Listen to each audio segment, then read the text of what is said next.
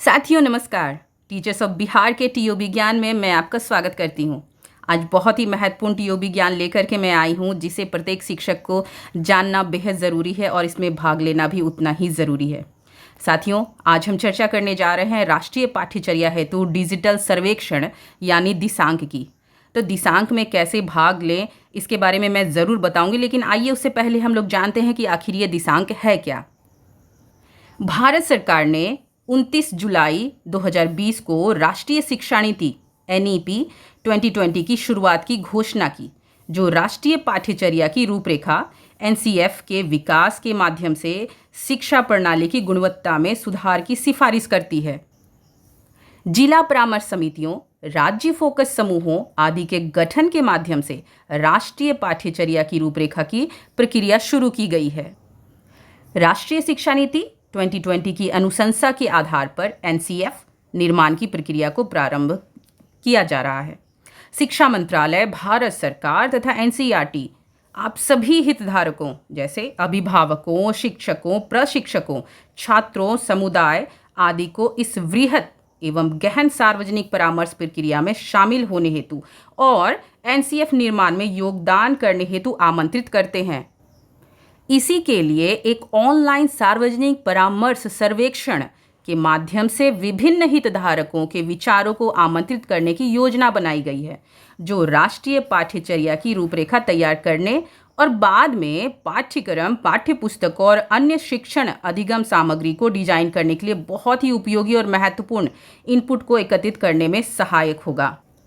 तो साथियों, आप सर्वेक्षण में जो भी अपनी बातों को रखेंगे, उसी के आधार पर आपके राज्य के और पूरे देश के राष्ट्रीय पाठ्यचर्या की रूपरेखा तैयार होगी।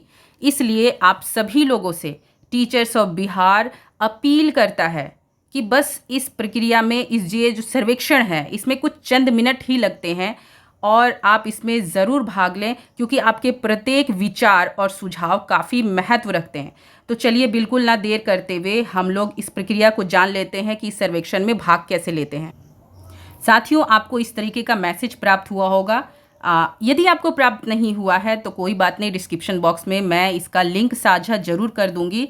तो चलिए, ये जो मुझे लिंक प्राप्त हुआ है इस पर क्लिक करते हैं और इस तरीके का खुलेगा। साथियों, मैं आपको यहाँ पे बता दूं कि ये सर्वेक्षण 23 भाषाओं में उपलब्ध है। आप चाहें जो भी आपको भाषा अच्छी लगे वो आप सेलेक्ट कर लें। फिलहाल मैं यहाँ हिंदी सेलेक्ट करके आगे बढ़ती हूँ। आगे बढ़ने पे आपको अपने राज्य का चयन करना है, फिर आगे बढ़ते हैं और यहाँ पे साथियों स्पष्ट दिया हुआ है कि 1 से 10 तक ही प्रश्न है और उसके विभिन्न विकल्प हैं। आप 1 से ज़्यादा विकल्प भी चुन सकते हैं। चलिए सर्वेक्षण को स्टार्ट करते हैं। आप यहाँ पे देख सकते हैं कि 1 या अधिक से विकल्प का चयन करें। आप 1 से अधिक विकल्प का चयन कर सकते हैं। तो चलिए मैं एक करके दिखाती हूँ, बाकी आप अपना करेंगे। मुझे जो अच्छा लग रहा है मैं वो विकल्प चुन रही हूँ और आगे बढ़ती हूँ। आगे बढ़ने के साथ ही आप यहाँ पे देख पा रहे हैं कि मेरा यहाँ पे एक ग्रीन टिक हो गया। जैसे जैसे आप आगे बढ़ेंगे ये सारे ग्रीन टिक हो जाएंगे।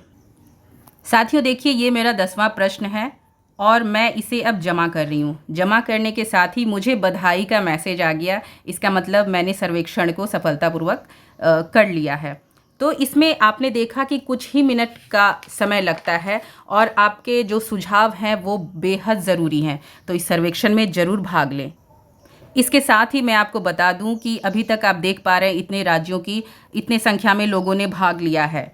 तो इस सर्वेक्षण में कुछ ही मिनट लगते हैं। तो आप इस लिंक को, ये सर्वेक्षण का जो लिंक है मैं डिस्क्रिप्शन बॉक्स में दे दी हूँ।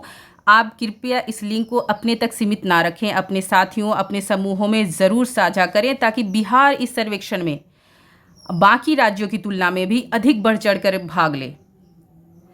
तो साथियों, इस सर्वेक्षण में ज़रूर भाग लें। मिलते हैं अगले टीओबी ज्ञान के साथ। धन्यवाद।